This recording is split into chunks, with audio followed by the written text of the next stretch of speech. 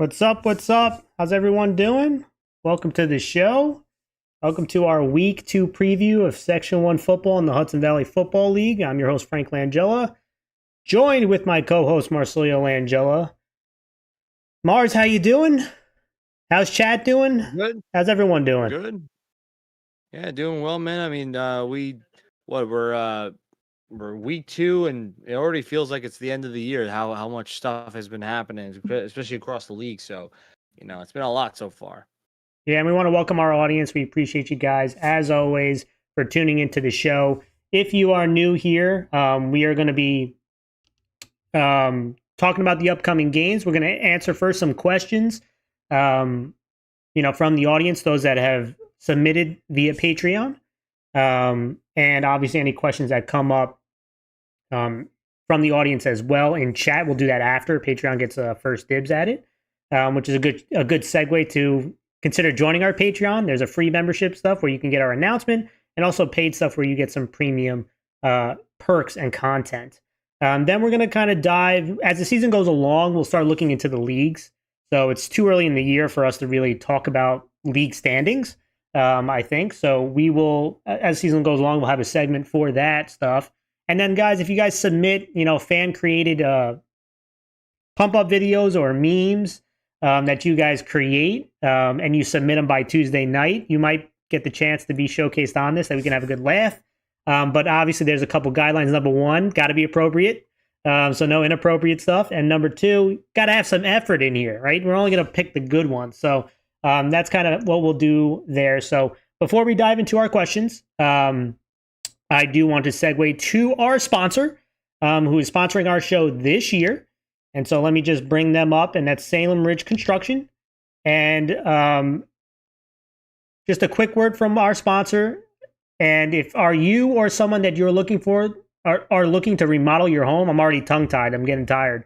Well, we have the perfect group to satisfy your needs, and that is Salem Ridge Construction, which offers a wide array of remodeling services, from kitchen remodeling, bathroom remodeling, patio and deck building, as well as new construction for residential and commercial properties. They service folks across Westchester County, Fairfield County, New York City, and Bergen County. You want your home to reflect you, and Salem Ridge Construction are the perfect partners to achieve that. For more information on their offerings and prices, visit their website, which we will put in the description of our live show. We want to thank our sponsors, as always. Now, with that said, Mars, let's dive into our questions. And we got a couple questions that were delivered this week for our Patreon members, and we appreciate our Patreon members for doing that. First question up for both of us, Mars. Most surprising team so far? We're only 2 weeks in. We're already asking this. I bet we'll get asked this again later on in the year as well. But most surprising team probably through 0 and week 1. I will give mine, which is Sleepy Hollow. I think Sleepy Hollow has definitely surprised a bunch of folks with the way that they have won. They've been extremely explosive. They have kind of, again, winning against the defending Class B champions is obviously going to spark a ton of things. And to me, I didn't think that, I knew, Braden Richardson I had as a Frank's finest. It's not like I didn't know that they had some guys. We talked about them on the team preview. Their wide receiver in Onway, who's been also very impressive. But their ability to move people up front, that was the thing that kind of surprised me watching them these first 2 weeks, in how explosive they are and how physical they can be. And so Sleepy Hollow, to me, is my surprise team so far. Mars, what about you? Yeah, I mean, Sleepy Hollow definitely was a major surprise. A lot of teams, a lot of people did not expect Sleepy Hollow to you really just be gangbusters like they were. I mean, we both had picked against them right in that last game, week. Yeah. and yeah, last week, and they kind of proved us wrong, and they Yep. kind of made us eat our own words. But the other team I'm really surprised about this week was Clarkstown North. I think the big win over Mayapack. It was the last time that they had lost to Mayapack was 10 what years. 2015. 10 years ago, Yeah. right? 2015. They went into Mayapack. That was another game we both picked Mayapack to win, and we both had to Had some kind of crow. feel the brunt of that loss too. We had to really feel that one, and so they were playing a team that was way bigger than them. Now, school size wise was bigger than them, and now they were able to pull off a big win. So I mean, that was another big surprise. Yep, absolutely. And thank you for those question, Patreon members. Our second question, then we'll get to our any audience members' questions. Overall best team if the season ended today. So early. They're already making us go crazy here. So these are always hard ones for me because I know, and I'll tell you one thing, I don't love that Section 1, LoHud does, is rank the top 10 Section 1 teams no matter their size. I always think that's really difficult because there's a vast difference from AA all the way down to C and D. So I'm going to give you my best team so far from AA and A combined, and then from B down if the season ended today. So for the AA and A, I would go with Rye. I think Rye has been, they show the ability, obviously, with the big win versus Somers last week, who was the number 2 ranked team in the state at the time, and putting up 60 points on Middletown the week prior. So they kind of showed you that they could beat you offensively in week 0, putting up 63 points. And then week 1 versus Somers, where the offense obviously made some nice plays, but it was the defense to me that shut things down and gave them that win. They show you they can win multiple ways. And so for me, on the bigger schools, AA and A, I would go with Rye. On B down is the more very interesting one. I might surprise some folks, but I think Bronxville was the most impressive. I mentioned Sleepy Hollow was very impressive, but Bronxville to me, I will go on the smaller schools based on these 0 and 1, week 0 and week 1. I will say Bronxville. Mars, what about you? Yeah, I mean, Bronxville definitely was a team that was, to me, looked really good in their scrimmage. They looked really good in week 1, and they seem like they're a very dangerous team. Whether they were playing in B or not, I know they're technically a C team this year, but they definitely are the most dangerous team in that entire grouping. And I think Rye is kind of like that team right now that looks like the best unit. I think, don't get me wrong, I think Somers has the complete ability to win A again. I mean, don't let it fool you. Starting out 0-2 doesn't necessarily reflect that Somers is like, oh, Somers fell off or anything. You're playing against Iona Prep and Rye as your first 2 weeks. I mean, that's as difficult as you're going to get Yeah, it. they said season And ended so, today is the question, not what we're going to be at week yeah, 9, I right? think right now I would say for the bigger leagues, as in AA and A, I would probably say, well, obviously AA it's a different league, but I'm gonna go Combined. Rye as my Yeah. A, right? I'd say for AA, that's a tough one. You don't have to do each I would league. Just go do big with league and I small. I'll go big is gonna be Rye, and small will probably be Bronxville. So you agree with me. See? Look at that. Part of me says Sleepy Hollow, but I also have to see Sleepy Hollow play against more Yep. teams to see whether or not they would be the best one. All right. Well, But thank they you look so really much deadly. for the questions from our Patreon members. Let's talk a little bit about the audience. We'll answer just a couple, and then we'll get right into the show. First one up. What do you guys think about Pearl River? We'll talk about that in their upcoming game, which is a huge one. But Pearl River come as advertised, especially offensively. But what surprised me and what's been a pleasant surprise is some of the skill position, because that was a question going in. They lost a ton of skill players last year. You knew you had the quarterback. You knew you had some big guys up front. But what were the skill guys that were going to come out? And they've absolutely exploded. You saw that last week, putting up 55 points, and then the week prior, 34. So they've scored like 90 points in the first 2 weeks. The skill guys have really stepped up and have been a pleasant surprise. Defensively, definitely some things to work on. We'll talk about that with the game. Mars, quick thoughts on Pearl River? Yeah, I mean Pearl River. I mean they can score. I mean that's a definite. The question of how is their defense going to kind of ramp up now in the next few weeks? Because I was the highest scoring game I think I've ever seen ever happen before. I thought the Pleasantville Das Ferry was one of the highest scoring games, but the Pearl River John Jay game was the highest I've ever seen. So I I mean, I got to see their defense step up. I think that's something I want to see how they do defensively, but offensively they could score at will at times. Yeah. Really surprised about Somers football stuff 34. Yeah, I mean, we'll talk about that with their upcoming game. So, Portchester versus Greeley. We'll talk about that. So we won't answer questions about game picks because we're going to get to game picks. But what can Bronxville do to improve and get better? Well, I mean, they came off a strong performance, right? Probably starting off faster, right? Because they were down 7-0 at halftime, but they rebounded well in the second half and played well on both sides of the ball. So to me, what can they get better? I need to see a larger sample size. I just said I thought they were the best team out of the small schools. So I won't. That's a hard question to answer at this point. Do you agree, Mars? It's just too small of a sample size.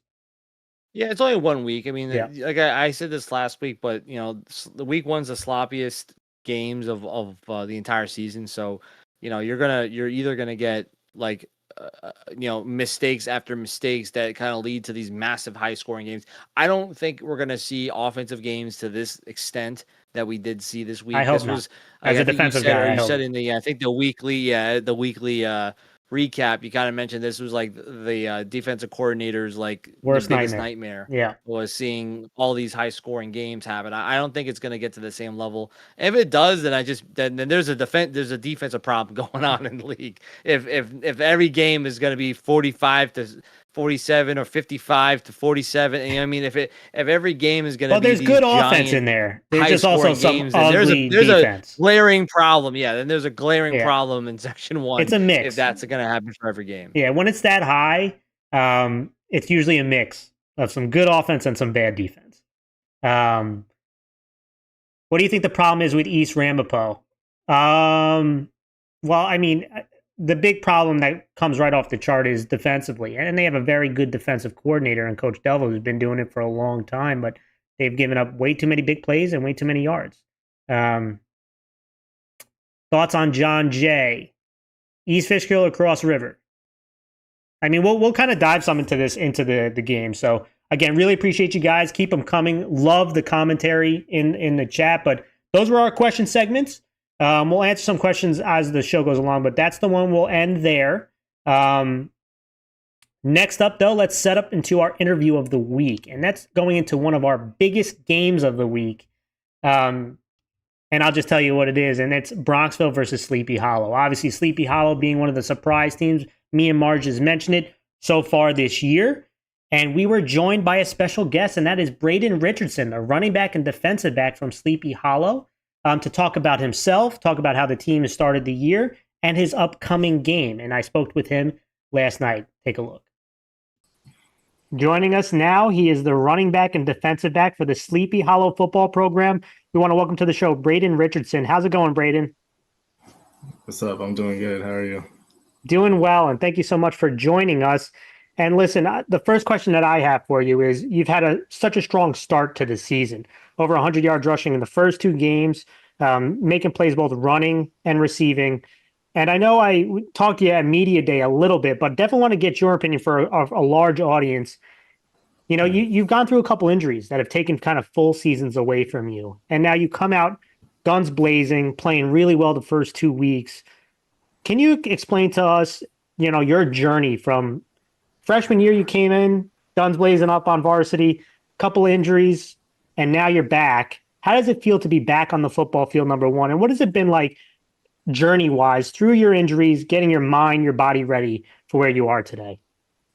Yeah, I was a freshman on varsity starting. So, getting in the process, I was in the weight room early, getting with the bigger guys, working. But, as the time went on, the injuries, I still kept my routine, especially, having, my coaches, in the recruiting, they helped me with that. And, they just helped me, keep pushing me, through, going to camps, weight room, field work, because there's so many other factors, going into the recruiting process, other than, the season, that's definitely a big part. But, there's so many more factors, and that's what I try to like work on. Obviously, last week was a big surprise to a lot of people, including myself. You guys went and faced the defending champs in B in Ardsley and won, and you guys had an offensive explosion. What was kind of the biggest factor to, what you watched on tape, what you guys did well, and what can you carry over to you guys as the season goes along? Well, definitely the Ardsley game. I'd have to give it to my line. My line dominated for sure, and the playmakers just took advantage of it. Like our Coach Juliano does a great job at giving the playmakers opportunities with the ball, and we just make the most out of it.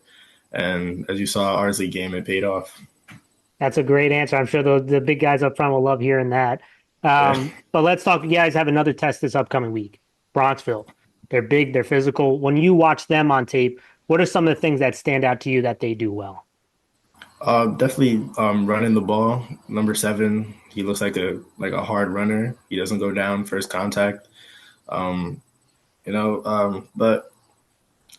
I feel like Ardsley had a good running back too, some sort of like that. So I feel like we could take that challenge just like we did with the Ardsley running back, and we just gotta keep pushing forward. We can't stay back on our victories. We gotta just keep pushing. There's more goals to be reached. Yeah, that was leading into my next one. What can we expect from Sleepy Hollow this weekend? What are some of the things that you guys feel you need to do to give yourself a chance to win? Definitely, like when we're winning, you're definitely going to see us come rally together as a team, because we're one of the, like our coach said, we're one of the closest teams that he's had in a while, and you'll definitely see that. You'll definitely see us get on each other in a positive way. Nobody's going to be feeling down. Everybody's just going to be in good spirits, no matter how the game goes, positive, negative.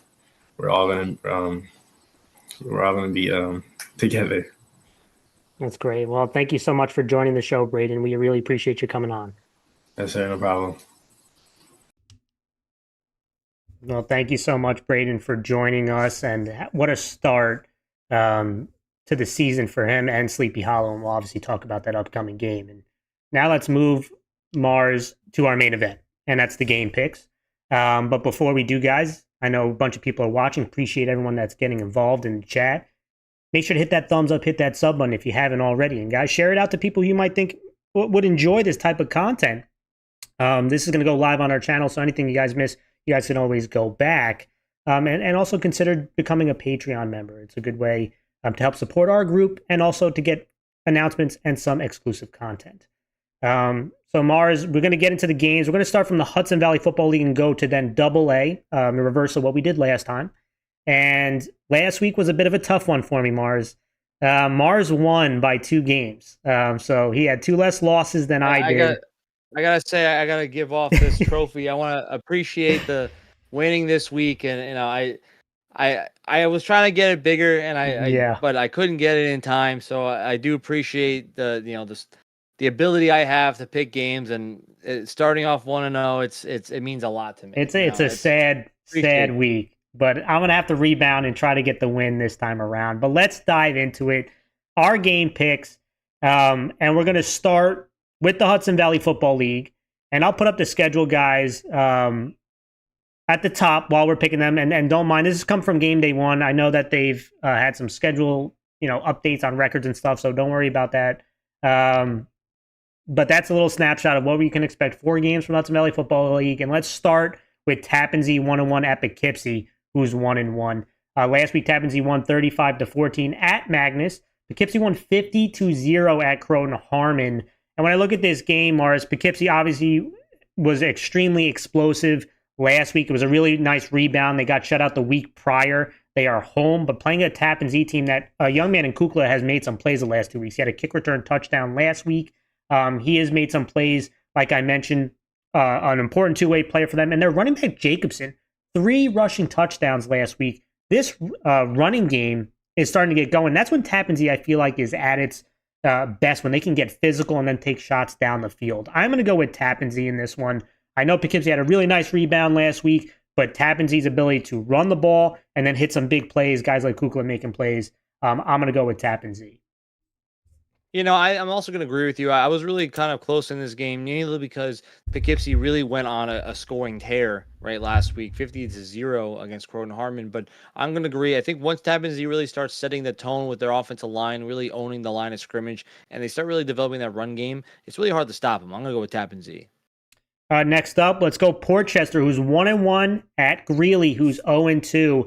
And when I look at Portchester, they lost 25-6 at Walter Panis last week. Greeley lost 14-0 at Peekskill. And both teams offensively were really struggling overall, in my opinion, last week. And to me, it both starts with the run game. Both teams want to run the ball. Portchester with morale, Greeley with multiple guys and a lot of condensed formations. But the turnovers hurt. They had a big INT last week. And defensively, Portchester struggled to stop the run. They gave up close to 200 yards last week. I feel like this is so important for Greeley to get to a hot start running the ball, because when they get behind the chains, they're not a throwing offense. Getting in front of the chains, controlling the clock, and playing hard, no defense, which I thought played pretty well last week, but they got worn down. I think Greeley at home is going to be really important. I feel like they got to get a win here. They haven't scored a touchdown yet, Mars. It's going to happen this week. They're going to win this game. I'm going with Greeley. Yeah, I'm going to agree with you. I know that this is actually, it's tough right now. Greeley hasn't, I think you mentioned, they haven't scored a touchdown yet, and I think it really has to do with more of that run game, right? Once you start developing the run game, and Coach mentioned that he wanted to kind of develop that this season, and I think it's going to take time for really the team to, especially with, a new offensive scheme, the team really has to, it takes time for them to get there. What I think they do, I think defensively, they did play tough against Peekskill. Peekskill has a lot of speed, and they were able to kind of close down the gaps really quickly. So I think really just needs to really get to the edge, find a way to get to the outside, and really just open up these gaps and allow for the run game to develop. I'm going to go with Greeley on this one at home. Let's go to the next one. And guys, I don't want to be a parent here, right? So again, love the commenting, but play nice, guys. Play nice in the comment section. I don't want to be a moderator, but I will if I have to. I'll talk about John Jay Cross River, so don't worry about that. Thought on Pleasantville's JV, their star lineman. Well, I'll tell you what, the coach is a little bit of a head case, but I do like the JV. I heard they had a nice victory last week, so I give kudos to them. But let's keep it going. Peekskill 1-1 at Croton Harmon, who's 0-1. Peekskill won 14-0 versus Greeley, like I just mentioned. Croton Harmon lost 50-0 versus Poughkeepsie. And for this one, I'm going to go with Peekskill. I really like the way they play defense. This is an aggressive defense. They made it difficult last week to run the football, and I think they're going to do the same for Croton Harmon. The run game was strong. Jacobs making play. JoJo Walker scored a touchdown. He shows that he had speed to the outside. And I just feel Croton Harmon's got a lot of things to figure out. I'm going to go with Peekskill in this one. Yeah, I'm going to go with Peekskill. I think they really play aggressive. They play with no fear, and I really like that they're up in your face defensively. I mean, that is something that Peekskill really thrives on. Yep. They have the talent to make a lot of noise in this league, and it really just depends on their offensive efficiency. If they can limit the mistakes, then they can really be consistent with their scoring. I'm going to go with Peekskill here. Yep. Diggs routes. I'll talk about John Jay Cross River when we get to the game. Let's talk about the last Hudson Valley Football League game, and that is Walter Panis 1-0 at Albertus Magnus. That is 0-2. And for this one, again, Walter Panis won 25-6 versus Portchester. Albertus Magnus lost 14-35 versus Tappan Zee. For Albertus Magnus, they show some good things, but defensively, they've given up 21-plus points in 2 games, including 4-plus rushing touchdowns on the season. And they're going up against Walter Panis with Doherty. The running back had 157 yards rushing and 2 touchdowns last week. And the offensive line was controlling things up front. That kind of spells for a little bit of a disaster to me if Albertus Magnus doesn't come more aggressive in the run game. And so I'm going to go Walter Panis. I think they'll establish the run. I think they'll control the clock. And it'll be too much offense for Albertus Magnus. I'm going to go with Walter Panis. I was close with this one, but I do agree with you. Walter Panis, I think is going to win. I think Magnus right now still needs to kind of develop their defense, and they were struggling to kind of keep the consistency up. I think Walter Panis is going to have the advantage on the front, and I think they're going to develop that run. I think that's how they're going to win this game. I'm going to go with Panis as well. Yeah, and so I do see a couple of things. I appreciate that, Amazon, for the kind words. Clarkstown North and Mayapack. So you want my thoughts on last week's game? A lot of offense, some pretty ugly defense. But Clarkstown North's offense was more consistent for the fourth quarters. Mayapack didn't score in the second half, right? So they had a strong performance the first half, not so much in the second half. And the Clarkstown North's defense, even though I still thought they had some lapses, they played more aggressive. And that's why I thought they played better in the second half. The game ended 43-33, and 43-30. halftime it was 3-3. It was 33-30. Yep. So I mean, think about it. They shut out Mayapack in the second half of the game. So it shows you that they did either one come up with some strategy to be more aggressive, or they just said, hey, you know what, we're not letting this continue. So that's how it happened there. Whereas Father Langella could be sleeping somewhere. That's probably a good guess. Let's go to the BCD games, and we'll start with Rhinebeck, who's 0-2 at Hen Hud, who's 1-1. And Rhinebeck lost 42-6 versus Hastings last week. Hen Hud lost 35-20 at Byram Hills. And for Rhinebeck, offensively, it's been a bit of a struggle. They scored one touchdown in each of the last two games, but they do get their stud wide receiver Van Rohen back. Ani had a rushing touchdown last week. They're going to have to attack the outside of Hen Hud, who really did struggle to set the edge last week. But can they slow down Hen Hud's playmakers with Parkey? They've given up touchdowns to 5 different players last week. It's a big concern. When I look at Hen Hud, you got their quarterback in Womack, who was very efficient last week at 10-13 passing with 2 touchdowns. Parkey's, we know him as pretty much a star, 144 yards and a touchdown, also had a receiving touchdown. Kennedy Brown also making plays at wide receiver. But they were fumbling snaps. They were really shooting themselves in the foot last week. And defensively, they broke contain quite often with a ton of penalties on that side too. It was an ugly game for them, even though offensively they were moving around. Now that they're home, now that I'm sure they got reamed out by coach in the film room for the amount of penalties that they had, I do think Hen Hud's going to win. They're going to be at home. Offensively, they've been very explosive. Rhinebeck, I still think it's good to see Van Rohen back, but defensively, can they stop all these weapons? I'm not sure they can, and I'm going to go with Hen Hud. For me, it's really tough. I've been a ride or die Rhinebeck. I know you have. You've been a fanboy. I've been. I think they might make a plaque for me in Rhinebeck for all the times I've supported them. I don't know if I can this week. I think Hen Hud does have a lot of weapons. I think Rhinebeck has been struggling defensively, and I think that it's going to be a closer game than it was against Hastings. But I do think you're going into Hen Hud, right? They have been on a roll when it comes to their offense. I think defensively, I think that right now, they just need to kind of limit the mistakes where they're fumbling the ball and stuff like that. Yeah. So, if they were to limit that, then I think it's going to have the win here. Rhinebeck, I wouldn't be surprised if the game was a lot closer than what people might think.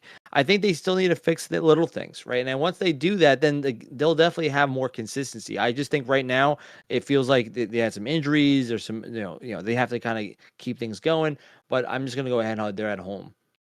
Let's talk about the next one. Valhalla 1-0 at Pearl River is 2-0. A very intriguing matchup to me. And when I look at these two teams, Valhalla won 42-14 versus the Briarcliff Hamilton football program. Pearl River won the shootout, 55-47 at John Jay Cross River. And when you look at these two teams, very different style of teams, right? You look at Valhalla, it all starts with the run game. And, they had 400 yards rushing last week. It obviously starts with their stud fullback in Foyset, who had 198 yards and 2 touchdowns. He also had a receiving touchdowns. But the question was, who were the other guys? And Dean Natali came out with 121 yards and 2 touchdowns. You have Pesci, who also had a rushing touchdown.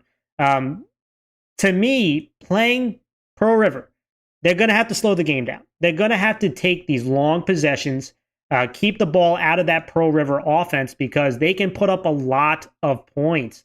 And I'm interested to see what the coaching staff does here, Mars. Do they try to generate what the idea is there? Secondly, when you go to Pearl River, Lanice has been tremendous. 9 total touchdowns, 7 passing touchdowns, and only 1 interception. 5 different players have received a touchdown this year, and it's led by guys like Connolly and Fitzgerald. Mahoney also had over 200 yards rushing. If this offensive line can hold up against the Valhalla defensive front 7, you're going to see Pearl River move the ball.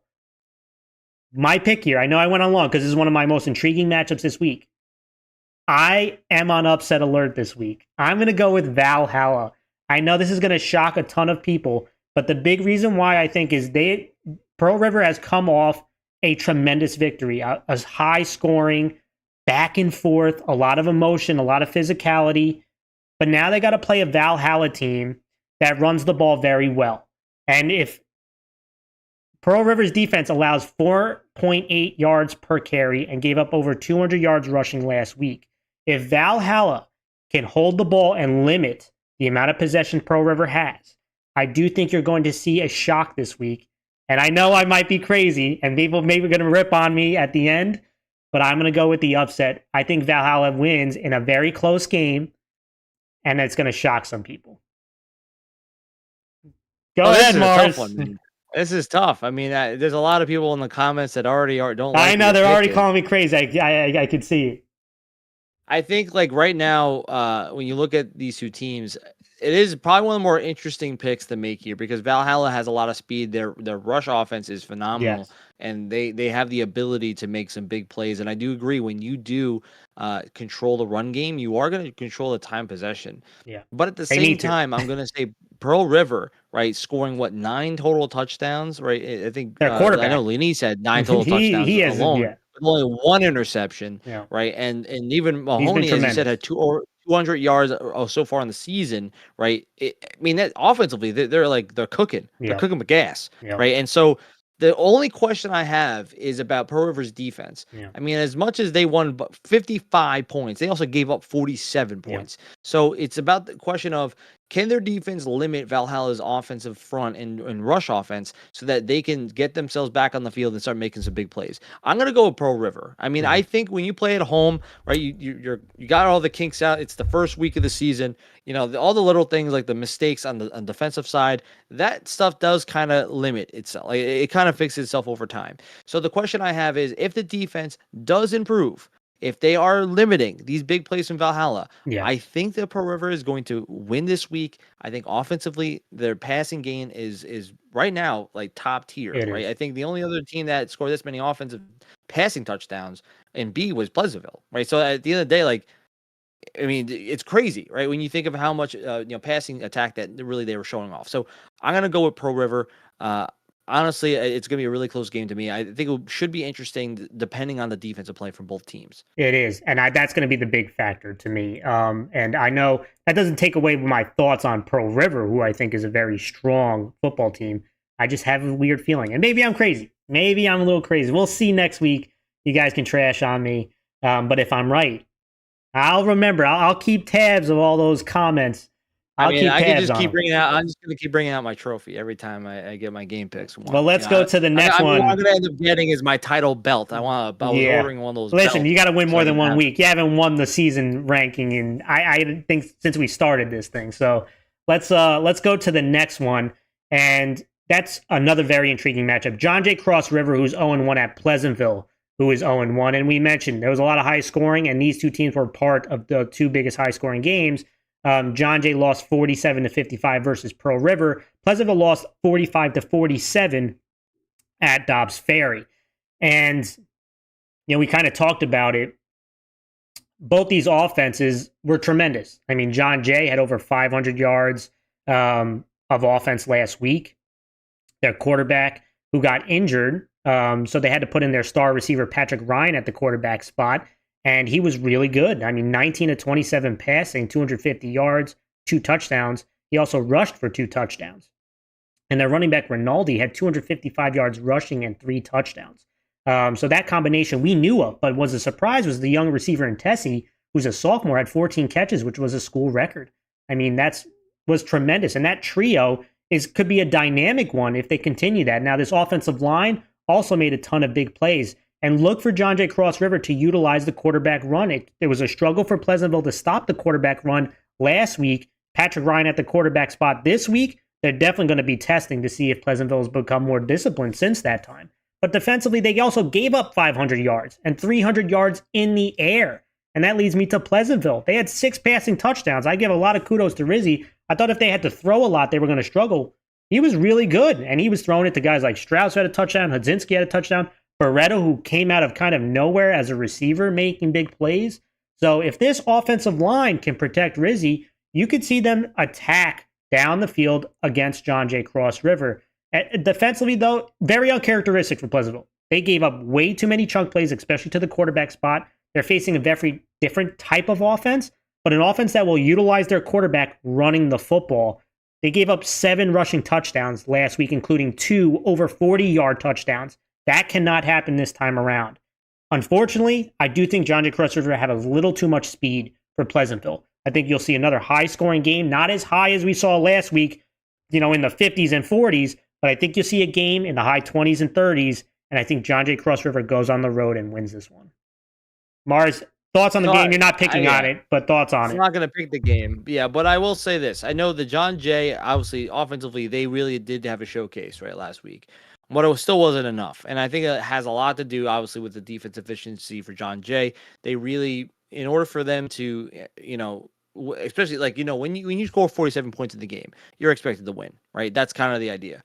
But when the defense was struggling against Pearl River, that's a problem, right? So for John Jay, it's really going to be about the efficiency on defense. And it's kind of the same story with Pleasantville. I think in Pleasantville, they were very uncharacteristic of what they normally do. Usually they're a run-heavy team that uses play-action pass to kind of throw down the field when, they start dominating up front, right? But they did quite the opposite. Rizzy kind of went off, right? He really was kind of taking over the game, and he was taking hits, right? He was on the run, getting clobbered, and still making plays downfield. And so, and like you said before, he was making touchdowns to it was a bunch of different receivers. So it wasn't the same guy that was making the play all the time. But the question is going to be about the defense, right? If the defense steps up, right, then it's going to be an interesting game to see what happens. But I think both these teams have a lot to prove, especially defensively, that they need to step up and do their thing.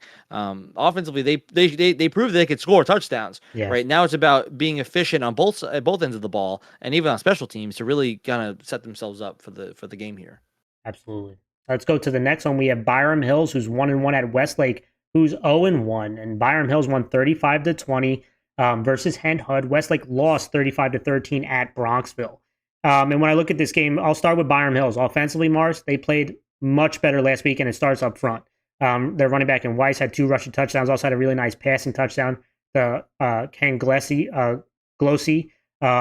who had a kick return touchdown as well, and I'm sorry if I butchered his name.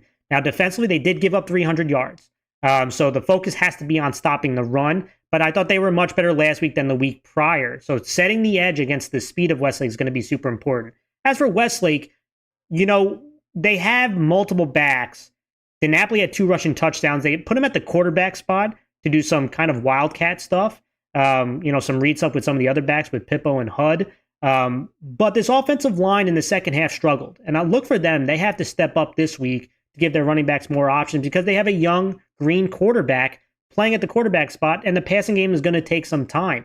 Now, defensively, for about, I think, 2.5 quarters, I thought they played well, but then they started giving up big plays in the running game, in the screen game. And I think this defense is going to rebound. I'm going to go with Westlake. They are at home. They had a tough pill to swallow in the second half against Bronxville last week. I feel like they're going to rebound this week. I'm going to go with Westlake, even though I do think Byram Hills is going to put up a good fight. Yeah, I'm also going to go with Westlake. I feel like they played against, and I said this earlier, I thought Bronxville was probably the team to beat in the lower league or the smaller league in B, C, and D. And so they played a tough first half against Bronxville, and then Bronxville kind of just pulled away, and they were making a lot of mistakes. I think Westlake they're playing at home, right? They're obviously a home field advantage. I think Byram Hills has more question marks for me. Westlake, I just feel like they just kind of made the mistakes, and Bronxville really did take the advantage of that. I think they will probably fix those things this week. I'm going to go Westlake. Yeah, and what about John Jay's freshman quarterback? The young man I thought got hurt, right? And so that's why Patrick Ryan stepped in. I don't know his status. I don't get injury updates. So people want to share that information with me. I'd appreciate it, but I don't get those kind of updates. I go just on what I'm seeing and some rumors. So that's just how it is. And I understand why, but it is what it is. Let's go to the next game. We have Pelham 2-0 at Dobbs Ferry, who's 1-0. Another really intriguing matchup.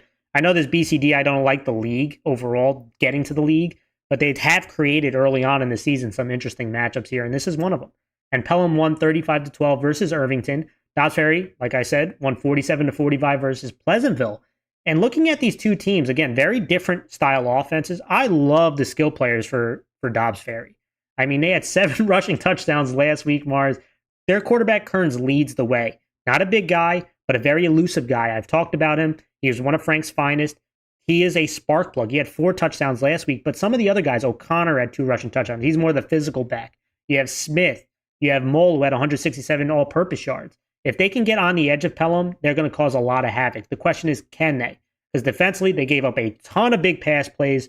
They're facing a very different style of offense, ones that wants to be a little bit more physical than just pass heavy. But then that's going to question, can that defensive front 7 hold up?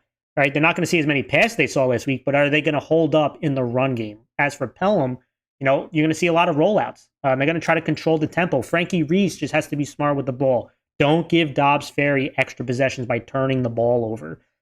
Let the running game get going. Let those rollouts, you using your legs. Interested to see how they attack this Dobbs Ferry defense. But this defense for Pelham has given up 2 touchdowns this year. Have to keep Dobbs Ferry within the tackle box. That's going to be super important. I think they do, and I'm going to go with Pelham. But this is another game that as a kind of an upset watch here.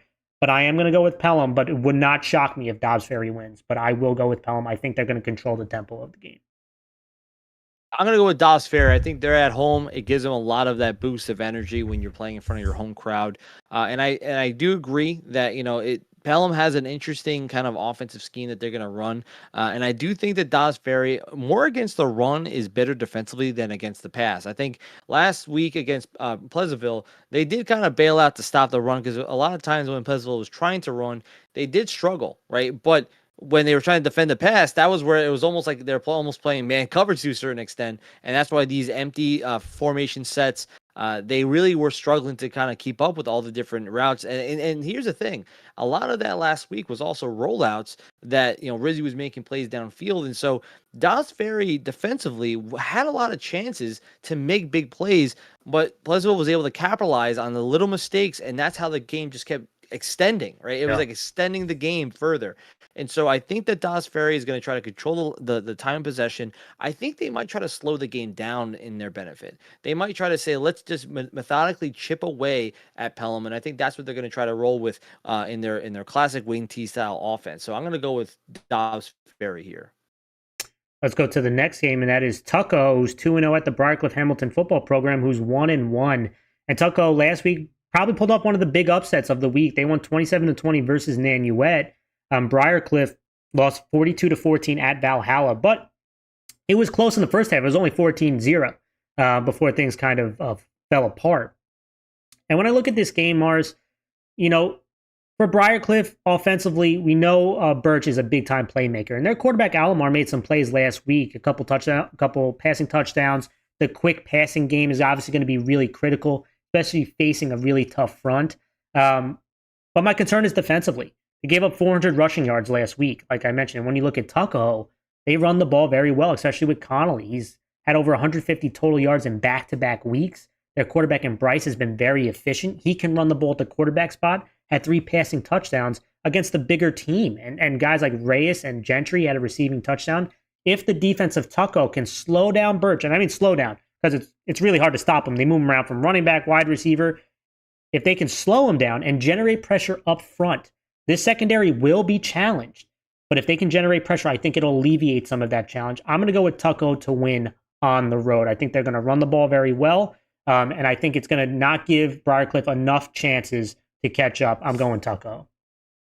Yeah, I'm going to agree with you. I think Tuckahoe's offense really did kind of really show out last week. And I do like the fact that, they're a smaller team and they're playing against a way bigger opponent, and they just were out speedy. They were able to kind of get to the edges and really make a lot of plays, especially in open field. So I think Tuckahoe is going to do the same thing here against Briarcliff. As much as this whole BCD league is kind of weird, I do think when you have the talent, you have the best 11 out there, it doesn't really matter what size school you are. And I think Tuckahoe has a really deadly 11 guys that can really make a lot of plays. I'm going to go with Tuckahoe here to win.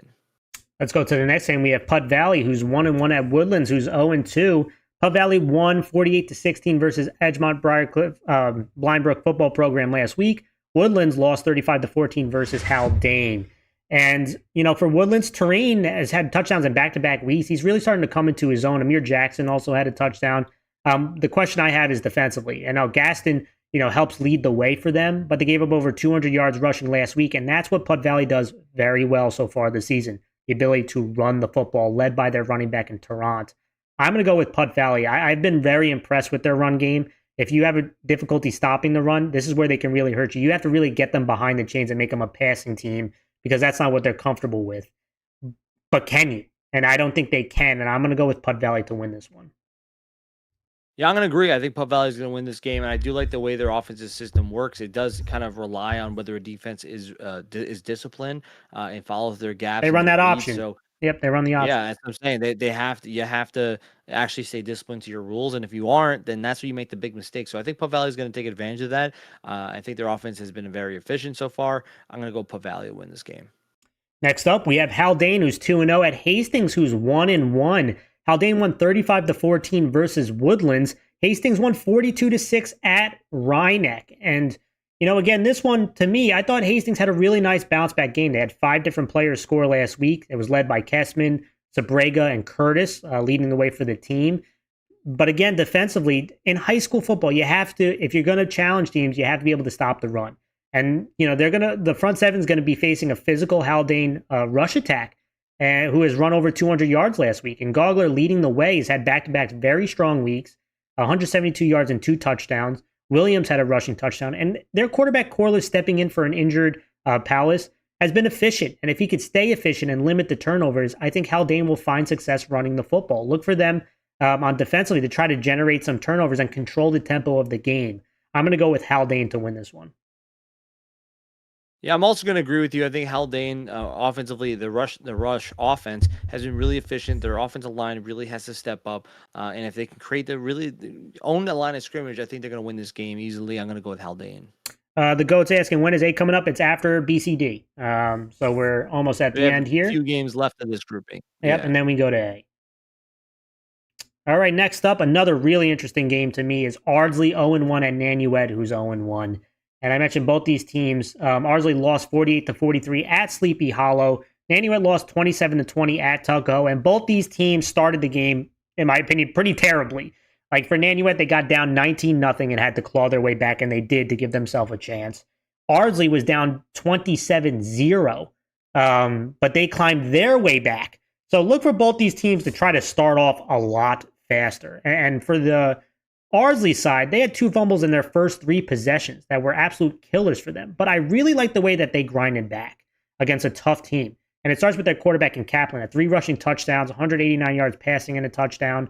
He faced a ton of pressure, but he was tough. And Dulcine also, even though the fumbles were killer and the block in the back was killer, he had 133 yards rushing and 2 touchdowns. Nate Caldera was making big plays. He had 189 total yards. But defensively was the big surprise to me. They were struggling to get penetration up front.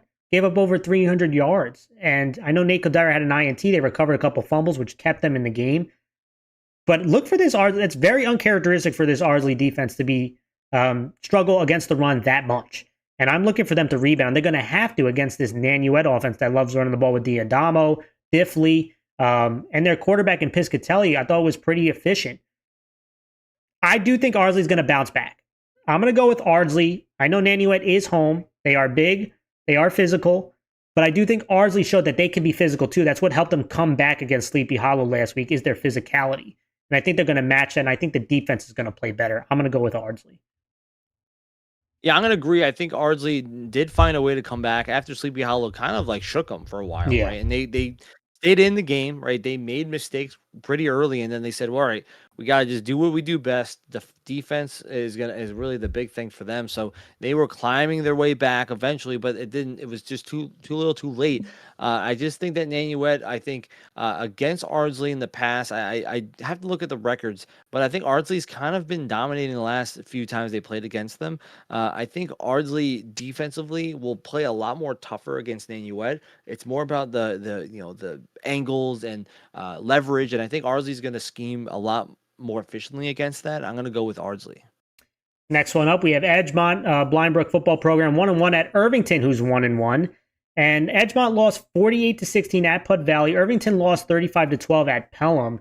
And I look at both these teams, and it's really going to start with their quarterbacks. So obviously for Edgemont, it's Rosen. And their running back Marino kind of leading the way with that the duo that they had. But Callahan at the quarterback spot for Irvington has shown he could throw the ball pretty impressively, but they have to limit the turnovers. And they have a stud receiver in Nairati, who had a touchdown last week, including their running back in Ibar. I feel like Irvington is going to win this game. They are at home. I think it's going to be somewhat close for a while, but the Irvington offense, I think, could be very explosive as long as they limit the turnovers. And defensively, I think they'll make enough stops. I'm going to go with Irvington. Yeah, I agree, man. I feel like we've kind of been picking similar games the last few ones, but I'm going to agree with you. I think Irvington definitely has, they made some mistakes last week, right? And I definitely see that they, if they limit the turnovers, then I think efficiency, they can really get their offense going. Defensively, they just have to really step up here. I'm going to go with Irvington at home. All right, let's get to our game of the week. And it is on the small school side this week, and that is Bronxville 1-0 at Sleepy Hollow, who is 2-0.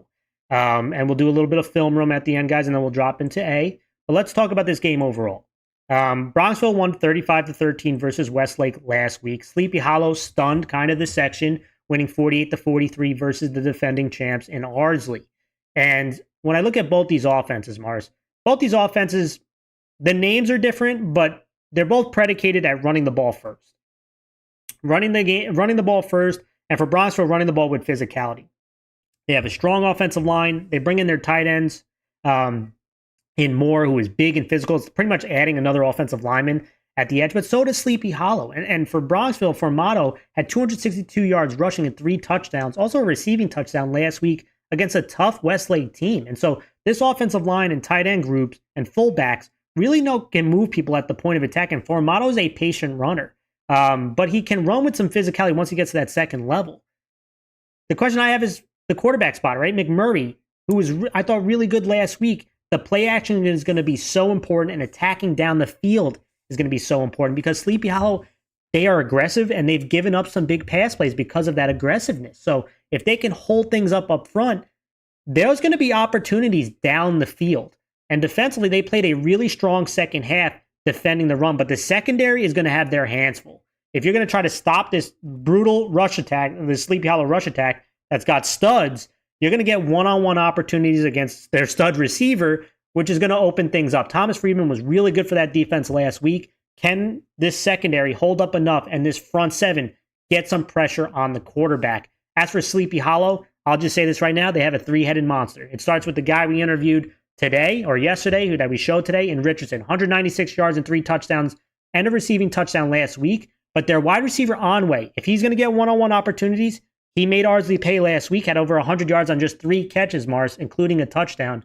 And the surprise, I knew those two guys, is their quarterback in Bowen, right? This is a guy who's got to orchestrate this stuff.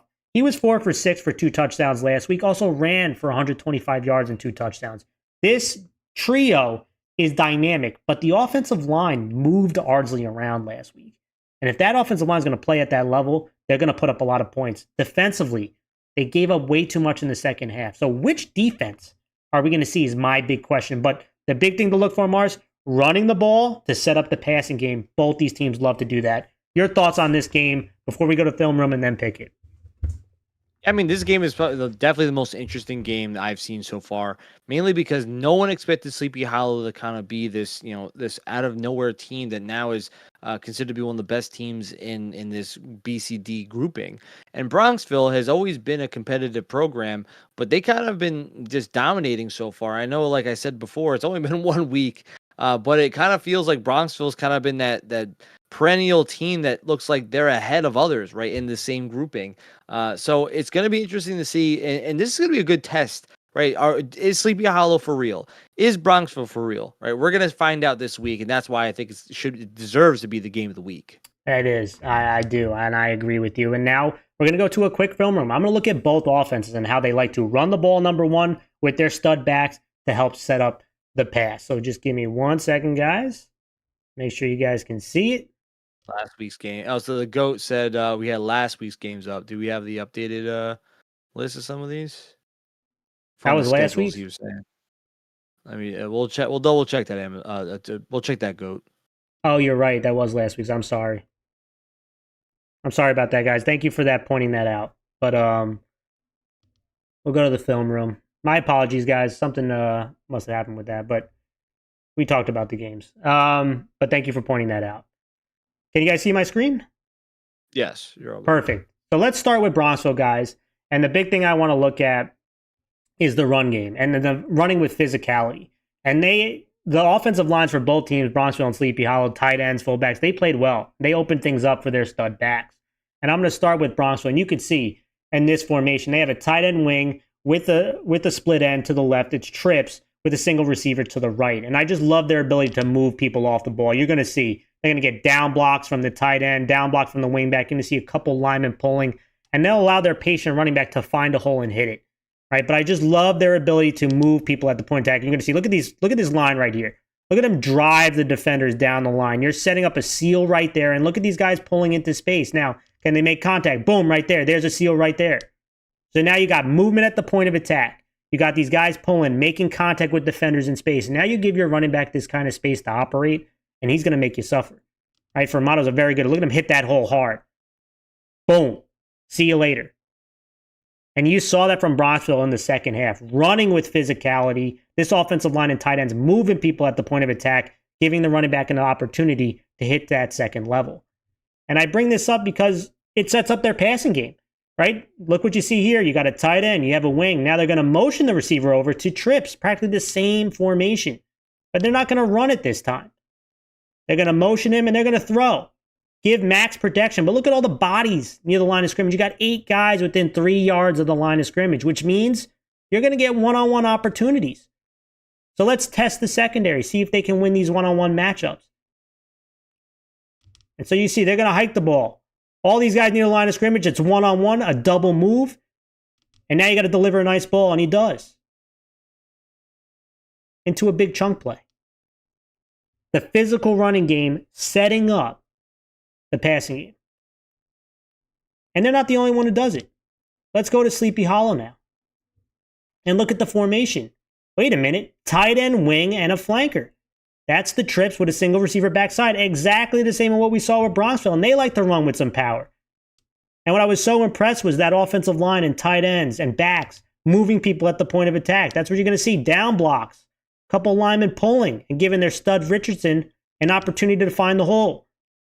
Look at the point of attack. There's a seal right there. Moving those guys at the point of attack. Look at the kick out. And now you're creating an alley for your stud back who can do the rest. Hits the hole hard. And at that second level, very difficult to bring down. Look at that move right there at the end. Beautiful. But this power running game also sets up the passing game. I mentioned the tight end wing here. Now you got 2 receivers to the left, but they're going to motion this guy out, this slot receiver. They motion him out here again. 8 guys in the box trying to stop the run. You're going to get these one-on-one opportunities. And they got a stud receiver. Can their quarterback make the throws? Last week, watch the double move, wide open, and he delivers. Both these offenses love to establish the run, and it also helps them set up, tacking down the field and making big plays. Very exciting. Well, Mars, who do you got winning and why?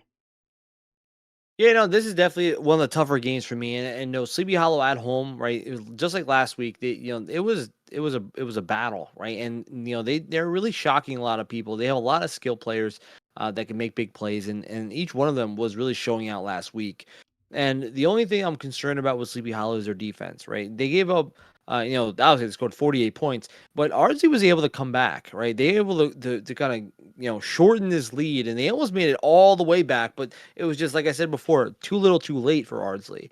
And so for Bronxville, offensively, they kind of felt like they just owned the game. I know at halftime it was a close game, but they didn't score in the first half. It just felt like, it was they just completely took control. The halftime adjustments really did make a difference, and now they just look like a complete team defensively and offensively. And because of that, I'm going to go with Bronxville. I think Sleepy Hollow is going to be a really close game. I think the only downside, or the only thing that weakness or that concern I have for Sleepy Hollow, their defense, is going to kind of cause them not to win this game. I'm not saying it's going to be a high scoring game, but I do think that Bronxville's defense is just a slightly better, and I think that they're going to limit the big plays. I think their secondary is gonna make some plays even when they get tested a lot. But I think their rush offense is going. I mean, the rush defense is going to limit Sleepy Hollow's rush attack, and then they're going to bank that their secondary can make the one-on-one plays, and I think they do enough of that, and I think Bronxville's going to win. Here's what I'm going to say. Sleepy Hollow is for real. I do think they're absolutely for real. My concern for them is similar to yours, which is, again, defensively. They were giving up some big run plays. They were giving up some big pass plays. Now, some things like the broken coverage, you can fix that coaching-wise. But the thing that you can't fix, again, is tackling, right? A lot of missed tackles, right? Stepping up and filling into the hole. Coach can point it out, but are you going to step in there and take on those big blocks? So that's a big question to me. Offensively, I think they are really humming. And the question, like, they have a defensive lineman in Rosario who was very impressive last week. He's going to have to be that for them to stop the run this week. With all that said, Sleepy Hollow coming off a huge victory, a huge program victory for them. I feel like it's going to be tough to bring that same energy. I know that they're home, but I'm going to go with Bronxville as well. I do think that they're going to run the ball, and they need to run the ball to limit the possessions that Sleepy Hollow has. Because if Sleepy Hollow gets a ton of possessions, like Arsley gave him a couple fumbles early on, Sleepy Hollow has a very good chance to win this one. I do think they're not going to turn over as much, and so I do think Bronxville's going to win a very close game. I think it's going to be close, but Bronxville's going to win. All right, guys, let's dive into A. And again, appreciate you guys as always. Love the comments. Love the discussion. If you haven't done so yet, make sure to hit that thumbs up, hit that sub button. Share the video with people you think might enjoy the content. Let me just see. Did I screw up this stuff too? No, I think this one's correct. Great Stories thinks Sleepy will go far this year. That's great. Listen, I think they're for real. I think they're for real. So that's definitely possibility. But let's go into A.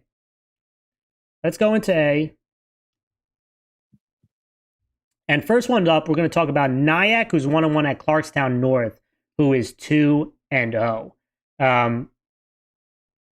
And when I look at this game, Nyack lost 34-20 versus Brewster last week. Clarkstown North won 43-33 at Mayapack. And, you know, for Clarkstown North, that was the first time beating Mayapack in a decade. So a huge victory for them. And you could see that in the aftermath. You know, Coach talked about being a big win for the program. But my question is, how do you go the next week, right? You had this huge win. Motions were very high.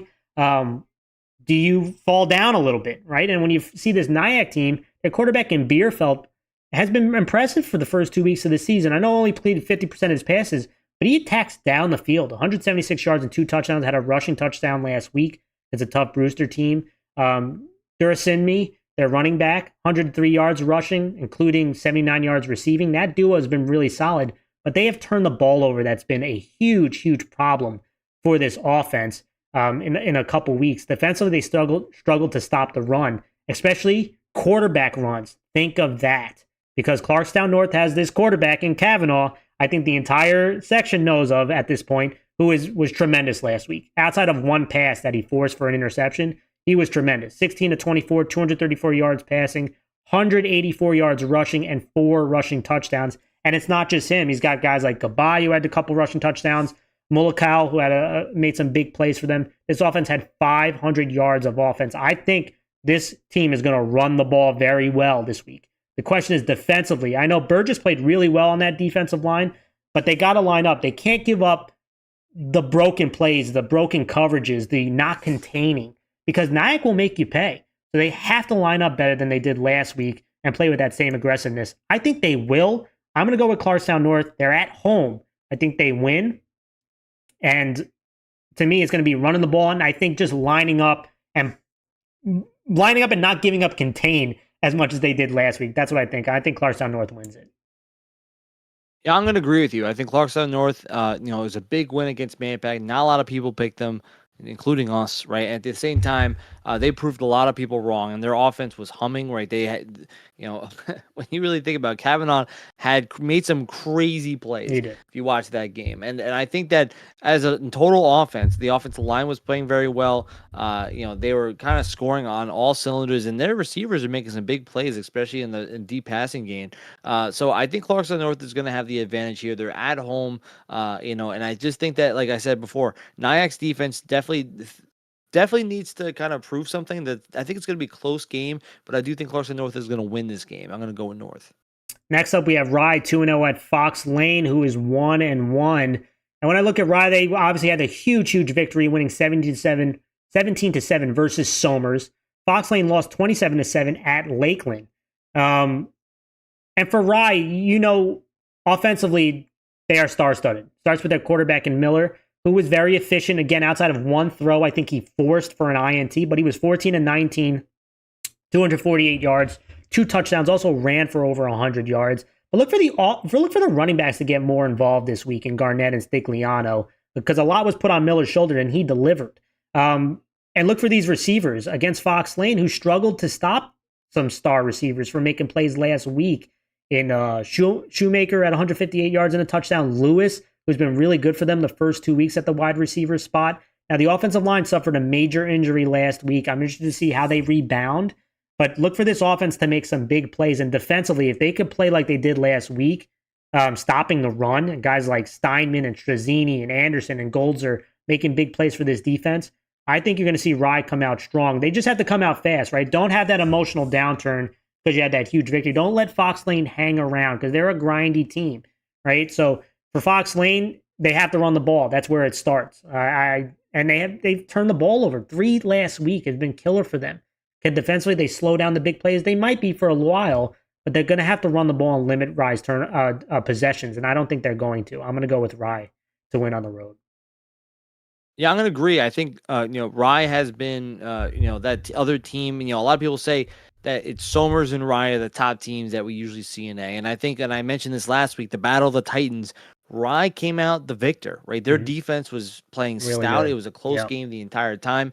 But the offense had those bigger plays. Defense really stepped up when they needed to. And Miller played fantastic, right? He was 14 for 19 for close to 250 yards, 2 touchdowns and a pick. But like you said, he had 113 rush yards. I mean, he was dominant, right? Yeah. And if they got to say, you have a lot of these other guys that can make big plays on the offensive end, but same thing on defense. I just think Rye has too much. And I do agree, Fox Lane is a tough team. They're not going to just lay down. And if Rye kind of takes it easy in the first half, it will be close. And I think Rye might wake up in the second half and say, all right, we got to get back to work, right? And I think they're just going to do what they do best, and that's going to play tough defense, make some big plays downfield. Like Miller can throw all across the field, and I think he'll make some big plays for them. I'm going to go with Rye. Next up, we have Somers 0-2 at Yorktown, who's 0-2. And if you told me before the season that Somers and Yorktown will start the season together combined 0-4, a lot of people would think that you're crazy. But that's where we're at. And so when it comes to Somers, they lost 17-7 at Rye. Yorktown lost 41-21 at Harrison. And let's just start with Somers. I know everyone thinks the sky is falling. They are 0-2. It is their first 0-2 since 2018. I said this on the after show for those of our Patreon members. Last time that they were 0-2, it's been 7 years. But in 2018, they did rattle off 6 straight wins after they started 0-2. So the season is not gone. We're at week 2. But things have to adjust and change quickly. Because offensively, they have 1 touchdown in each of the first 2 games. And the big thing that I'm seeing, the struggle, is their inability to run the ball with physicality. Whether it's some missed blocks, whether it's the running backs a little bit of hesitancy to run the ball. And then when they go to the passing game and Palazzolo's not available or he's getting bracketed, which he often is, we've seen too many drops. So it's a lot of different things from the running game not helping, because again, they're getting light boxes or even boxes, and Somers usually can run the ball against that. So far, they placed 2 very tough opponents. That hasn't been the case. And so look for that to try to balance itself out. Running the ball with Iglesias, running the ball with Balancia and Mitchell, and this offensive line stepping up. That's going to be the big thing, because that's kind of, they got the size. I still think they have the talent, but they're going to have to establish themselves up front. And I think that they can. We know about Palazzolo and wide receiver Violante, who can make some big plays. Defensively last week, I didn't think they were that bad. They just struggled on third down because they only gave up 17 points, right? They did force an INT. If they could play the same level of defense, I think they're going to be fine. It's offensively, they need to stay on the field. When you look at Yorktown, they showed that they can move the ball, but turnovers have been a big issue for them the first 2 weeks on offense. Galante's a stud, a lot of short stuff because of the young quarterback. They're trying to get the ball out of his hands quickly, but they've given up a ton of pressure. They've turned the ball over. Galante and Sly are going to have to make some big plays in this offense. And can the running game get going? Is Karikati, can he establish something in the run game to not put so much pressure on the quarterback? Defensively, Mars, they've given up 75 points through 2 weeks. They've really struggled of giving up big plays, especially in the passing game and quarterback runs. So to me, I think Somers rebounds here. I think the offense is going to get going, and it starts with running the football. And I think they're going to establish that. And I think Somers is going to win and get back on track. But this is both teams trying to really rebound here, Mars. Yeah, this is definitely not one of those moments where they say, well, the sky is falling, it's all over, mail it in, folks. Like, no, I think Somers is fine. I think Somers has played the top two opponents that you could probably ever face, and I'm sure it was a really humbling experience playing against Iona Prep and now losing to your rival in Rye.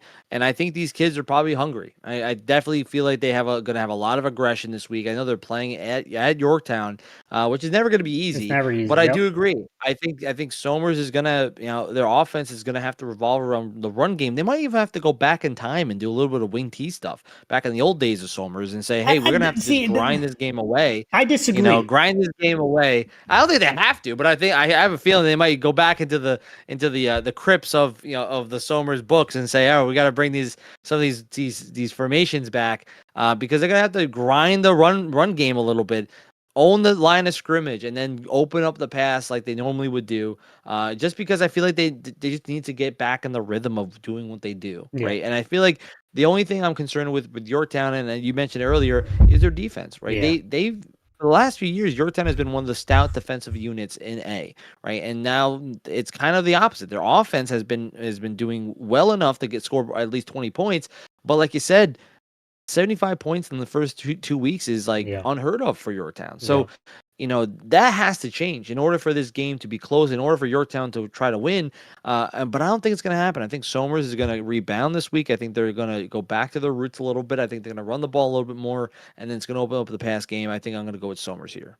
Next game, let's talk Mayapack, who's 1-1 at Brewster, who's 2-0. Mayapack lost 43-33 versus Clarkstown North. Brewster won 34-20 at Nyack.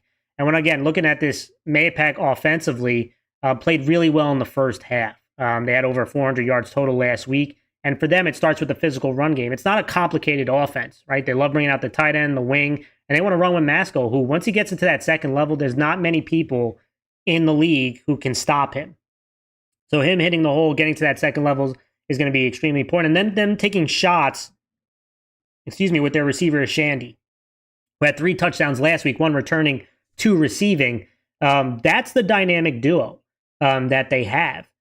Now, in the second half, turnovers hurt them, negative plays hurt them, and the defense gave up 500 yards. A lot of big plays with the mix of run and pass, and especially quarterback runs. Now, this defensive line can definitely generate pressure, but they struggled defensively last week. There's no question about it. But when I look at Brewster, this is a big moment for them, in my opinion.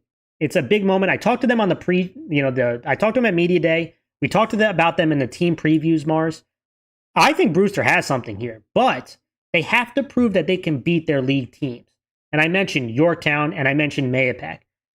If you're going to be considered a real contender, you got to be able to win in your league. And I'm not talking Somers, because Somers is kind of its own thing. You have to show that you can beat your league teams. Last year it was a very close game, but they lost. And that's what people feel when they see like Bruce is going to play Mayapack and Bruce is going to play Yorktown. They're, 2-10 in the last 5+ years against those two programs. So now the chances here at home versus Mayapack. Offensively, they've scored 26+ points the first 2 weeks. It starts with a quarterback in Prohaska, who's rushed over 100 yards in those 2 weeks and had 200 last week. But can he make the necessary throws off of play action to attack down the field? Because Mayapac's going to be very aggressive, right? Because they're not going to respect you passing the ball. It's going to open up opportunities for them. And some of these other guys, this offensive line, can they handle the size of Mayapac? And defensively, we know they're aggressive, keeping Maskell and Nishandy from hitting the big plays. They hit, I think, 3 or 4 30-plus yard touchdowns last week. That can't happen if you're going to give yourself a chance to win. You have to limit them, make them grind out drives, be aggressive, forcing the turnovers, which they've been pretty good at. Listen, was a real tough one for me. But historically, Brewster has played Mayapac 6 times in the last 21 years, and Mayapac is 6-0. I'm going to go with Mayapac. I don't think, again, Brewster winning will make a statement for them in the league, which I think is an important moment for them. But I just feel like Mayapac, with their size, with the skill position of Maskell and Nishandy, I feel like they should win this game, and I think they're going to go on the road and win this game. I'm going to go with Mayapac. We both picked Mayapac last week. I said last week. I said this during the team preview. They can't let me down 2 weeks in a row, Morris, right? Yeah, and we said this in the team preview. Mayapac has a lot of, there's a lot of build-up hype behind them, right? We said the coaches have said they're the number 3 ranked team to win the section at a media year. day. Yeah, at the media day, there's a lot of local papers saying that they're going to go deep in the playoff run. And then, they had a really an upset, right, last week, against Clarkstown North. They lost, right? So I do feel as if this is a big game for Mayapac because, as you said, history last week was telling you that there's no way Mayapac was going to lose. Know. Right? Because they really, in 10 years was the last time they lost. Yeah. And it's the same thing now. Now it's 21 years they haven't lost to Brewster, right, in games. So you're thinking to yourself, history is on the side of Mayapac. Yep. They are a bigger team. Yep. They have more physicality. They have weapons, right? And they scored 33 points. Yeah. But the question is the defense. Are they going to stop these big plays from happening? Are they going to limit the mistakes? Are they going to show up? Right? That's going to be the big question. I'm going to go with Mayapac. I said this before. The expectation is now that Mayapac has to be that team that goes deep into this playoffs, and that means you got to beat your league teams. Yeah. And that means you got to beat Brewster. Right? That's going to be the first step along the way. So going into Brewster is not going to be easy. And I'm not putting aside Brewster. I'm not saying Brewster doesn't have a chance because they do. Yeah. But Mayapac has the size. They have the skill guys. They have everything going for them right now. It's just, are they going to step up? Right? Are they going to show up and make the big plays when they need to? So I'm going to go with Mayapac. I think they will. Next up, let's talk Lakeland, who's 2-0 at Carmel, who's 0-1. Lakeland won 27-7 versus Fox Lane. Carmel lost 36-14 versus Eastchester. And I'll to give Lakeland a lot of credit. They're a gritty team. They were missing their quarterback last week, and so Savastano had to step in, who hasn't played quarterback, and he was 8 for 9 for 171 yards and 2 touchdowns. Now, it helps to have the star receivers that they have in Ray and D'Erico, who has been lethal the first 2 weeks of the season. But I give a lot of credit to this offensive line and the run game and Gio Laperudo, who ran the ball very well last week. And I think that's what they got to target this week, especially if the quarterback can't come back, right? Taking the shots down the field and running the ball against a Carmel defense that struggled last week to stop the run. Defensively, again, if they can get Carmel behind the chains or behind and score, they can score early. Now you're putting the ball into a young quarterback's hand in Carmel, and that's where the pressure starts to ramp up. So interested to see how this offense comes out attacking this Carmel defense. For Carmel, listen, if they can hold up their young quarterback, he showed his ability, he can make the throws down the field. It can help when running the ball, number 1, and number 2, protecting. They gave up 4 sacks last week. That can't happen this time around, right? They have to protect the quarterback better, and it helps with establishing the run. Defensively, gave up 250 yards rushing. That's obviously the first thing, especially if, how Lakeland's going to attack is going to depend on who's playing, right? So if they have the young quarterback, I can't imagine they're throwing it 20 times, right? They're going to try to run the ball unless they get behind. And so you got to stop the run. You got to bring pressure on the young quarterback or the rookie quarterback. I would bring in like the green quarterback. I'm going to go with Carmel. They're home. I know they were home last week. Lakeland has been gritty. I've really been fond of how they've come out to start. Just grinding things out, even when injuries come. But I feel like Carmel's got a lot of pride, and I think Carmel is going to play much better against the run this week than last week, and they'll make enough plays offensively. It won't be a high-scoring game. I think it'll be somewhat low-scoring. If they can just prevent these wide receivers from hitting the deep ball on them consistently, I do think they're going to have a chance to win. I think they will. I'm going to go with Carmel to win, which might surprise some people this week. Yeah, I said this last week. Talked about the Carmel Crazies, and they're gonna go nuts and everything. And I think the still same situation is gonna happen again. I do agree that Lakeland is a gritty team. They're gonna fight, right? And they've been very efficient, right? I Yeah. think defensively they've been stepping up. Offensively they've been haven't been making a lot of mistakes.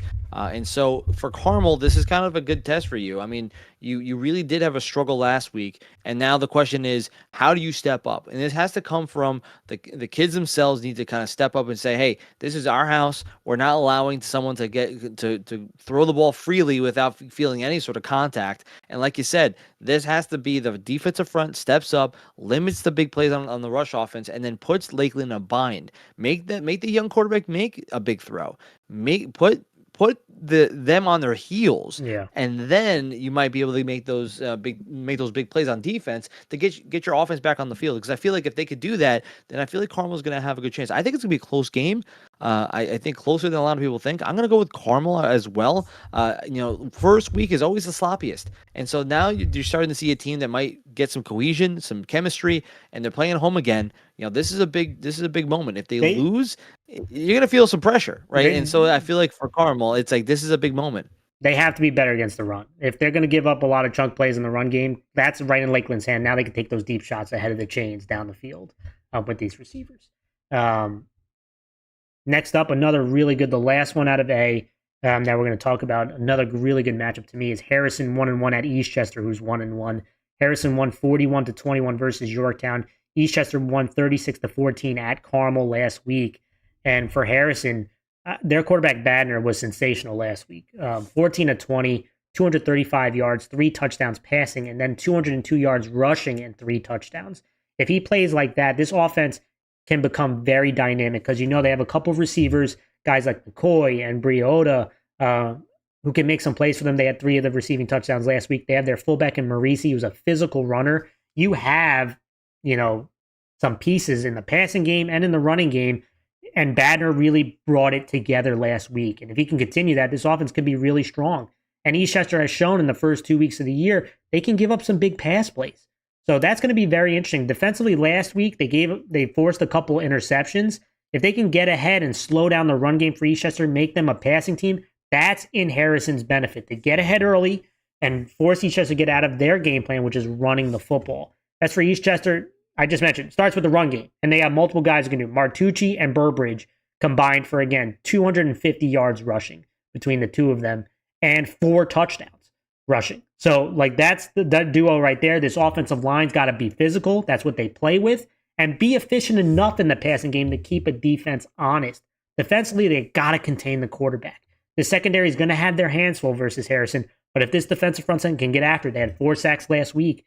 But guys like Dressage and Telesco leading the way.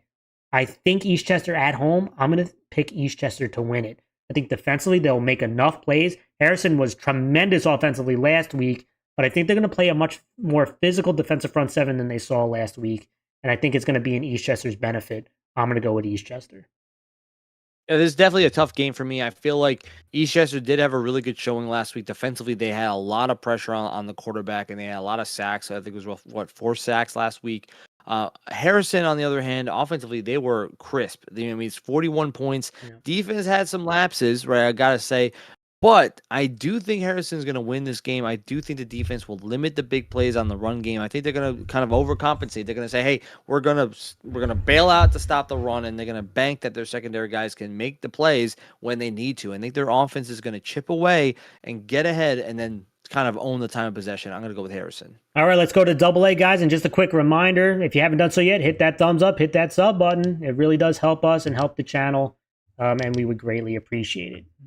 All right, let's do the AA, our final road AA games. RCK is on a bye. And so let's start with Suffern. Thursday football, right? I hate when they have these Thursday games, I'm not going to lie. But we have Suffern 0-2 at Clarkstown South, who's 0-2, playing on Thursday, which is tomorrow. Last week, Suffern lost 35-0 versus John J. East Fishkill. Clarkstown South lost 30-14 versus North Rockland. Looking at these two teams, listen, Suffern and the quarterback in Orlando, we know he has some weapons that can hit in the passing game, which Clarkstown South has shown at times to give up the big passing play. They also have their running back in Cromwell. But Suffern's defense has really struggled the first 2 weeks of the season. They gave up a ton of rush yards last week, 3 touchdowns to running backs, I believe, last week. And Clarkstown South's run game is their biggest strength. And running back Van Etten, running back Jabuzor combined for over 130 yards last week against a tough North Rockland front seven. And their quarterback Brennan started to look a little bit more comfortable. Scarpelli also made some plays for them.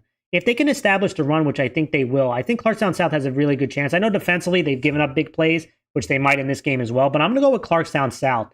I think they're going to run the ball, control time of possession, and defensively will make just enough plays to win this game. I'm going to go Clarkstown South.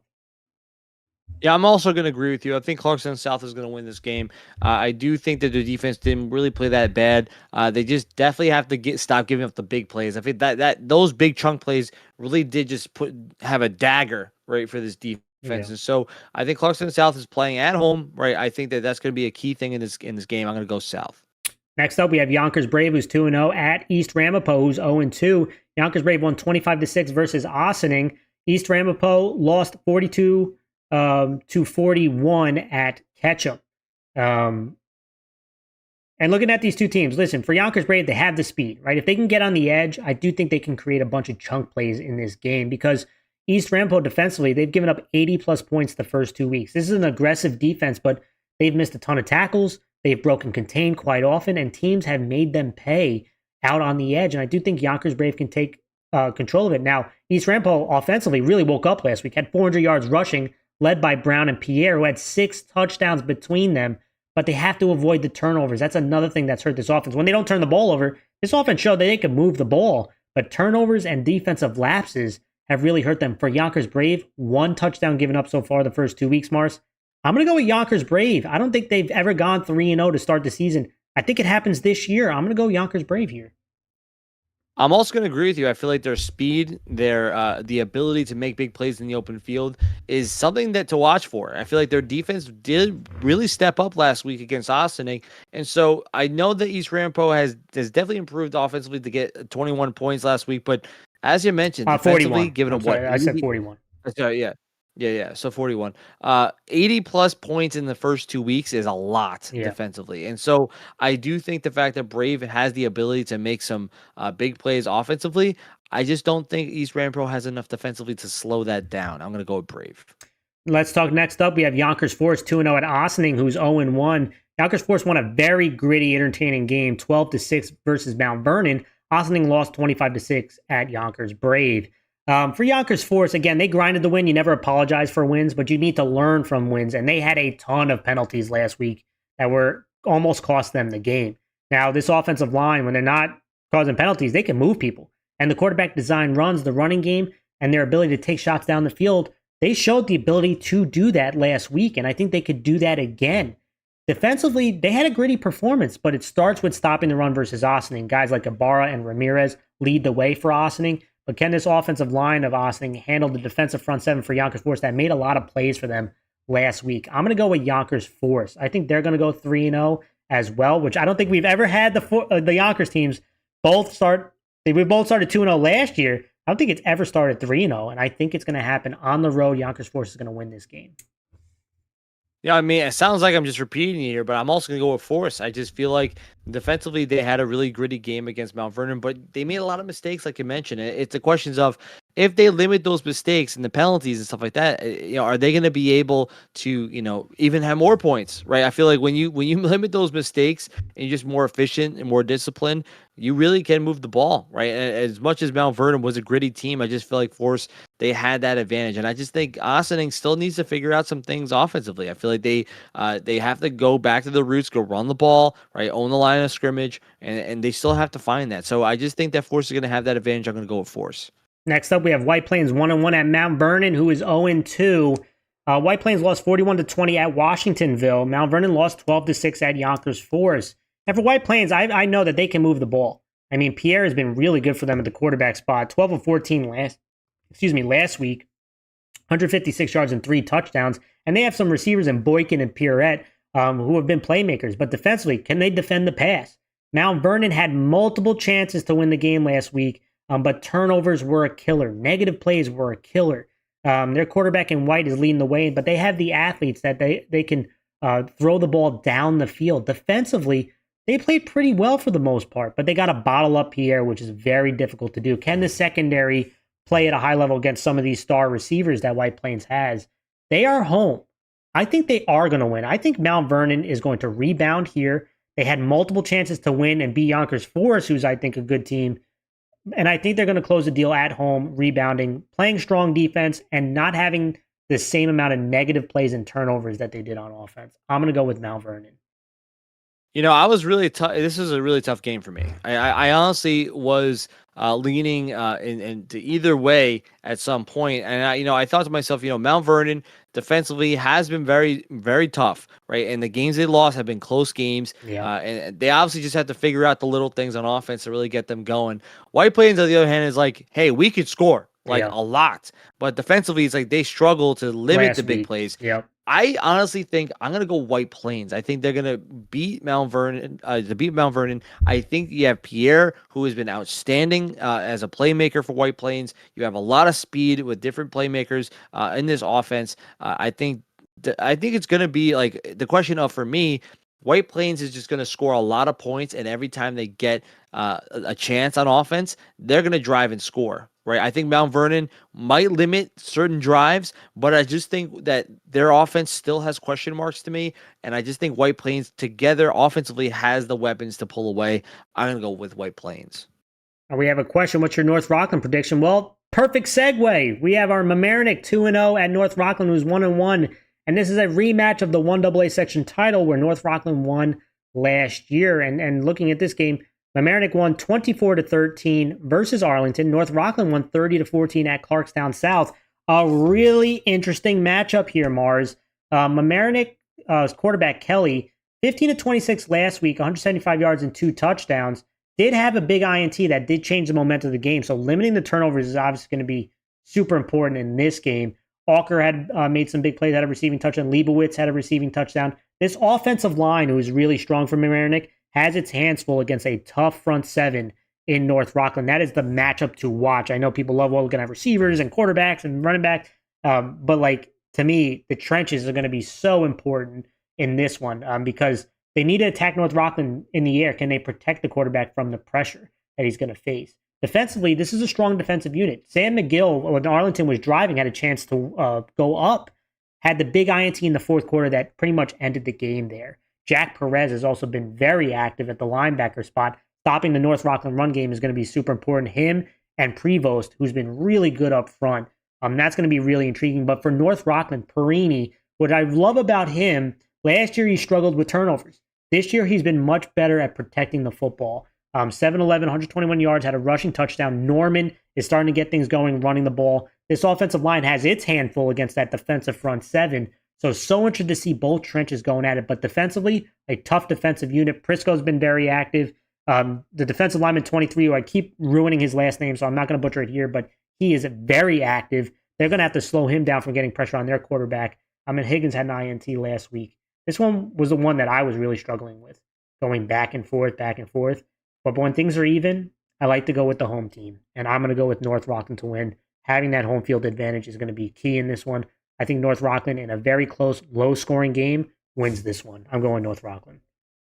Yeah, this is another tough one for me. I feel like I was kind of in between both these teams. I feel like North Rockland, like you said, playing at home, defense has been tough, right? The front seven is really going to be the key cog of this game and whether or not they're going to step up and make some big plays. But Mamaroneck, on the other hand, offensively has been really efficient. Defense did make some big plays when they needed to. And I just feel like this is like one of those games that I really did struggle to really come up with my answer. But I'm going to go with Mamaroneck. I think this is a really tough game. You're going into North Rockland, it is. Right? North Rockland, playing in North Rockland is super difficult, tough, right? Yep. But I think Mamaroneck has a lot of momentum on their side. I think offensively they have a lot of playmakers, and they're going to play well enough defensively to limit the big plays. But I think there's going to be an absolute showdown between these two teams, and I think Mamaroneck might pull off an upset, or not upset, but a close game win against North Rockland, playing in their house. Yep. Next up, we got 2 games left. We have Arlington 0-2 at New Rochelle, who's 1-1. This one is actually interesting to me too. I'm looking at this game. Arlington lost 24-13 at Mamaroneck, but had a chance to win. It was 17-13, and they were driving down the field in the fourth quarter. New Rochelle lost 34-8 at Scarsdale. And again, looking at these two teams, Arlington is weird to watch sometimes because offensively you could see some high moments and then some low moments where they struggle to move the football. It starts with their quarterback in Rancard, who had a really nice passing touchdown last week, but then that killer INT in the fourth quarter. And that's kind of what you see up and down here, right? Alexander had the receiving touchdown. Burdoin had a nice rushing touchdown against a tough Mamaroneck defense. But they have to be able to establish the run better, Mars. They're averaging less than 3 yards per carry the first two games of the season. Now, they play two tough teams, right? Shaker and the Mamaroneck has a strong front seven. They have to run the ball better. That's part of their identity. And if they can't do that, this offense struggles. Defensively, they played a very strong second half. Cowings and Hayes led the way. Preventing the big play against New Rochelle with their speed is pivotal, right? Because when you look at New Rochelle, last week was a struggle. Parnell did have a passing touchdown. Getting back to getting Morales, the running game going and getting him into the second level where he can really excel. Because they have the receivers in Penn and Stevenson who can make some big plays. Penn had a touchdown last week. Getting the running game, getting him out on the edge, Morales, that's where New Rochelle really thrives. Defensively, they gave up a lot of rush yards last week. So a struggling rushing defense versus an offense that has struggled to run the ball, which one's going to cave first? This one was tough for me. But I will say this, if Arlington could play the defense that they played in the second half last week, I think they're going to win this game. I think they are going to play that way. Offensively, it's still figuring things out, but I think Rancard's going to make some plays, not just with his arm, but with running the ball. And that's going to be so important in this game. A close one, but I'm going to go with Arlington to win it. Yeah, I'm going to agree, man. I feel like they definitely played a tough game against Mamaroneck. The game was a lot closer than what the score looks like. And I just feel like they have weapons. Defensively, they have size. They have the ability to prevent the big plays. And that's going to be the big thing. Try to keep this contained. Do not allow New Rochelle to get to the outside because they do have the speed to that can really kill you. And I just feel like New Rochelle still has some question marks for me. I think defensively they still have some things that they need to kind of shore up. Last week against Scarsdale, it got a little rough, right? So yeah. I just think that they need to limit those big mistakes for New Rochelle. But I think I'm going to go with Arlington on this one. Our last game, and another one that I have circled on my calendar, is Scarsdale 1-0 at John J. East Fishkill, who is 2-0. Another really, really interesting matchup. Scarsdale won 34-8 versus New Rochelle. John J. East Fishkill won 35-0 at Suffern. And obviously looking at these two offenses, very different offenses, but both like to establish the run game to set up play action. Now, John Jay is going to do a lot more play action and a lot more spread than Scarsdale, but Scarsdale runs the option. And last week wasn't a clean game for them. They had a couple fumbles that gave New Rochelle some opportunities. So it's going to be so important for their quarterback in Candor to be smart, be efficient with the ball. And they have a trio of backs. Brennan, who had a couple touchdowns. Their fullback in Duval's a small guy, but stout. He had 3 touchdowns. Krupkin, we know, is a very good athlete as well. So they have the run game, and they need to limit the amount of possessions that John Jay has because their offense has been really good. It starts with their quarterback in Lawrence, 3 touchdowns on INT last week, and the duo running back game of Calcagni and Zafudo has been a really interesting one. If they can establish the run to balance out this pass attack with throwing it deep to guys like Johnson and Burko and their tight ends, this is a deadly offense. So Scarsdale's got to limit the possessions that John Jay has. John Jay's got to play that bounce game. They love condensed formations where they can run it, then play action pass out, then the screen game. That's when John Jay's really at its best. The question is these two defenses. John Jay's defense was really good last week. How do they play the option?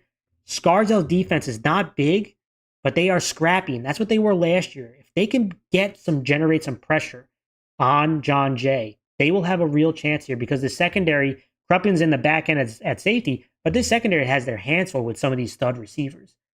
This one was really hard. I've been pondering it on all day, but I'm going to go with the upset. I'm going to go with Scarsdale to go on the road and win a close game. I don't think it's going to be as high scoring as people think it is. You're going to see a lot of running the football, but I think Scarsdale will limit the big pass play, and I think it's going to be enough with them running the ball, controlling the clock, wins this game. This was my other upset of this week. I know everyone was crazy with me in Valhalla. This was my other upset. I am going to go with Scarsdale to go on the road to win this one. You know, I was definitely kind of on the fence of this. There's a lot of games this week that I kind of been mixed on both sides. Scarsdale, I think their game plan, like you said, is simple, right? To limit the mistakes, don't have any fumbles, don't have any turnovers, Yeah. and then try to own the time of possession. Defensively, like they're gonna have to really step up and create some pressure against John Jay because like you said, like once they get going, it's really hard to stop Yeah. them, right? But I think the fact that John Jay is playing at home does give them an advantage. I think they're hitting on all cylinders on offense, right? They just have to limit those big mistakes from the offensive side. Don't throw an interception. Defensively, it's going to be about the discipline and what is your job. Yeah. Follow your job. It's about your keys. It's about taking out your reads. And if they can do that and give their offense more abilities to get chances to get on the field, I do think John Jay's Fiscal is going to have that advantage. They do have so many weapons on offense. I think that once they get on the field, they can make some plays. So they need to kind of do the opposite, get their offense more chances, and I have a feeling that they can make some points put some points on the board. I'm gonna go John Jay. Well, that's our picks, guys. Thank you guys so much for tuning in and watching. Really appreciate your guys' support. Make sure if you haven't done so yet, hit that thumbs up, hit that sub button. This will be posted on our channel, so don't worry about losing. You can always go back and rewatch it. And also for our Patreon paid members, I'm going to be putting out our rankings for the different leagues. So tune in for that as well. But thank you guys so much, as always, for tuning in. This is Frank and Mars from Fam Sports signing off. Enjoy the weekend, guys.